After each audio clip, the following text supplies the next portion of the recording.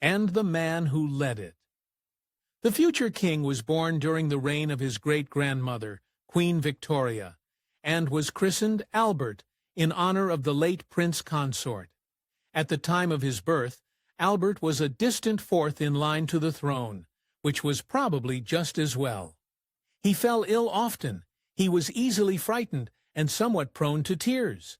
He struggled with stomach problems and knock-knees in his youth, and a pronounced stutter haunted him for much of his life. By 1910, both Queen Victoria and Albert's grandfather, King Edward VII, had died.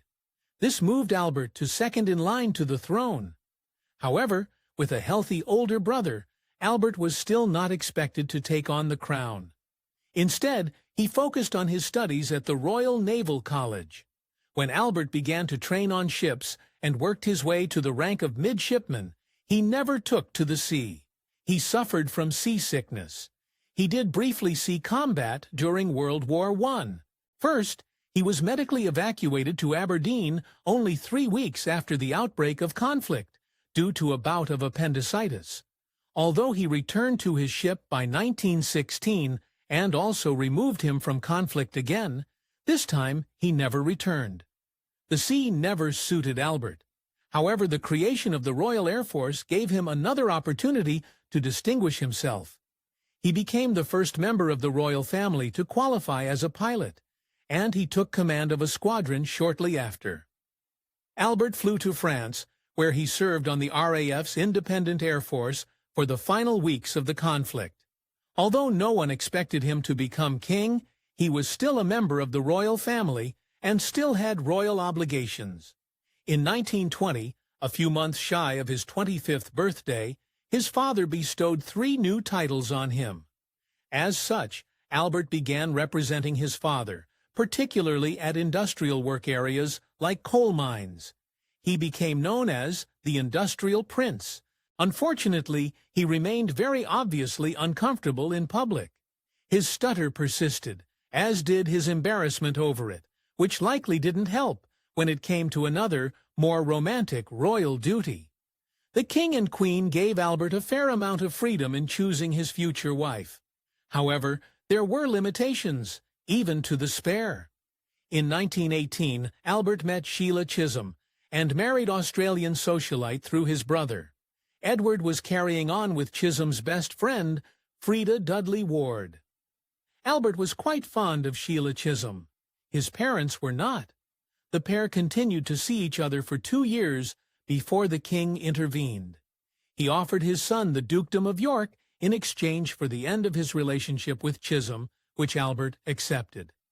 Bertie definitely had more leniency than any prince before him, but an Australian socialite was seemingly just too improper for a royal family member.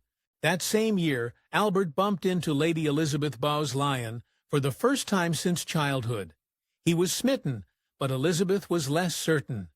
Traditionally, princes of Albert, standing married princesses, but in an attempt at modernism, the king and queen stood ready to permit Albert to marry a well-standing peer. However, that didn't mean Elizabeth was willing to step into the spotlight. Albert proposed in 1921, and she turned him down, fearful of the trappings of being a monarch. Despite her reluctance, Elizabeth was welcomed into the royal family, even acting as a bridesmaid at the marriage of Albert's sister, Princess Mary, in 1922. When Albert proposed again a month later, she refused, but Albert was determined. The third time that he proposed, Elizabeth accepted, and they married in Westminster Abbey on April 26, 1923. The couple had 2 children, Margaret and Elizabeth. Albert continued with his expected royal duties, Elizabeth often joining him on royal tours. However, public speaking continued to be difficult for him. He still stuttered, making speeches painful for both himself and his audience. After a particularly grueling speech at the British Empire exhibition in October 1925, Albert faced the fact that something needed to be done. He needed help with his speech impediment if he was going to continue in his royal duties. He hired a speech therapist, Australian-born Lionel Loog. Lug prescribed regular vocal and breathing exercises to help Albert relax and feel more confident in his speaking. Albert hired Lug in 1926, and by his 1927 tour of Australia, everything changed. Albert spoke confidently during the opening of Canberra's new Parliament House. Lug remained present in Albert's life, supporting him before major speeches until the late 1940s. Albert was the second son, meaning that his brother Edward was first in line to take the throne following their father's death. Everyone saw it as highly likely that Edward would marry and have children, pushing Albert out of succession. In contrast to Albert, Edward seemed like the perfect future monarch. He was charming and charismatic. He could control a room, but he had a tendency to have too good of a time, and their father, King George V, had his doubts about Edward's suitability to the crown. He said, "After I am dead, the boy will ruin himself in 12 months. In reality, it only took Edward 11 months. George V died on January 20, 1936, and Edward immediately succeeded him as King of England, with a coronation scheduled for May the following year. Edward quickly made himself a spectacle. He was careless in his duties, made comments without thinking, and put his vanity over tradition.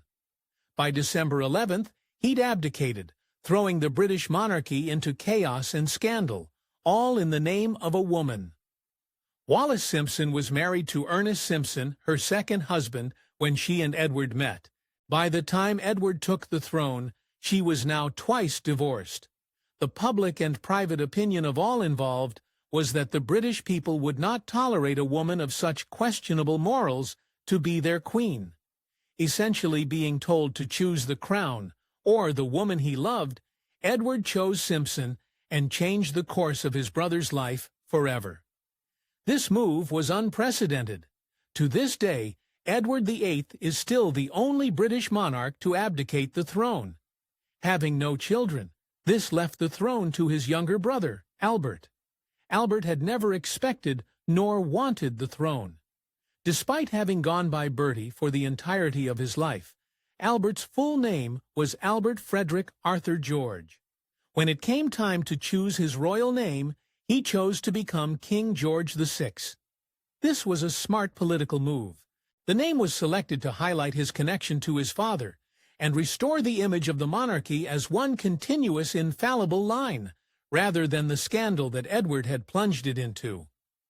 5 months later, Albert sat in the chair at Westminster Abbey and officially became King George VI of Britain, as well as the Emperor of India. By the time he took the throne, the role of the British monarch was largely performative. They could offer counsel to politicians and were a public face for the nation, but they had no real say. This meant that as tensions grew in Europe, Albert could do little about it. While history has made Neville Chamberlain's move to appease Hitler with the Munich Agreement in 1938 look particularly poor, Albert publicly supported the Prime Minister, inviting him to appear with the family on the balcony of Buckingham Palace. In the summer of 1939, Albert and his wife left for a tour of Canada and the United States. The prime motivation of this tour was political. America was never obligated to join Britain in battle, and new changes meant Canada was free to decide their support as well. The aim was to encourage public support should Britain be pulled into conflict once more. Albert had only been king for a little under 3 years when Germany invaded Poland and World War II commenced. Though Parliament was ultimately responsible for navigating the conflict, in many ways, the monarchy became the public face of British spirit and determination in the face of adversity. When the Blitz began in 1940 and the Germans began to rain bombs upon London, Albert and Elizabeth could have left for a safer location, but they didn't. While they typically spent their nights in Windsor Castle, they remained at Buckingham Palace throughout the conflict.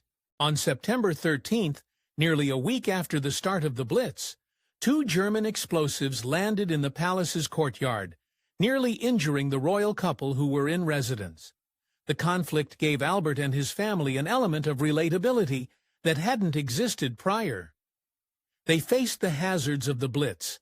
They rationed food within the palace, and in August 1942 they joined the nation in mourning a personal loss. Albert's brother, the Duke of Kent, was killed during active service. World War II equalized the royal family in a way no other event had, and it increased the people's goodwill towards Albert and his family, even in the face of an impending political change. Winston Churchill replaced Neville Chamberlain as Prime Minister in 1940. Albert and the new PM initially got off on the wrong foot, as Churchill appointed Lord Beaverbrook to the cabinet, a move Albert didn't approve of. However, their frequent meetings and the pressure of conflict quickly bonded them. Together, they would not just change history, but define it. Every Tuesday they would meet for lunch and discuss the conflict openly. It was likely one of the few places each felt they could talk frankly with an equal.